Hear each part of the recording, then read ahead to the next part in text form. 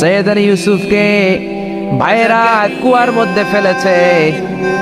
বণিক দল সৈয়দনা ইউসুফকে কুয়া থেকে নিয়ে মিশরে বিক্রি করছে, জানেন না?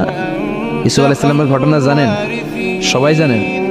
বিক্রি করার পরে মিশরের সেকেন্ড ইন পজিশন সেনাপতি আজিজ এফেসার অনেক অনেক টাকা দিয়ে তাকে কিনে নিয়ে জুলাইখার হাতে দিয়েছে। কার হাতে? জুলাইখার নামও জানেন?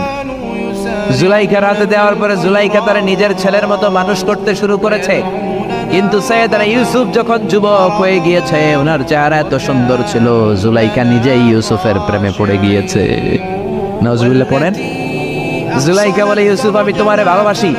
ইউসুফ কয়, আমি আল্লাহরে ভালোবাসি।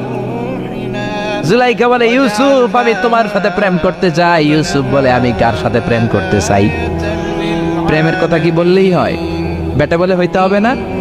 প্রেম তো চরের জমি নয়, জবরদখল করে হয়। প্রেমের দখল নিতে হলে প্রেমেই নিতে হয়, ঠিক কি না? জুলাইখা বলে, আমি তোমারে ভালোবাসি, আমি তোমার প্রেমে হাবুডুবু খাই। ইউসুফ বলে, আমি কারে ভালোবাসি? কোনোভাবেই ইউসুফরে রাজি করাতে পারে না। জুলাইখার একটা দাসী ছিল, দাসীর নাম কালিমামা। জুলাইখা কালিমামারে বলে, ও কালিমামা, কোনোভাবে ইউসুফরে বুঝাতে পারলাম না, একটা কাজ করবা, আজ রাত 12টার দিকে আমার গোপন কক্ষে নিয়ে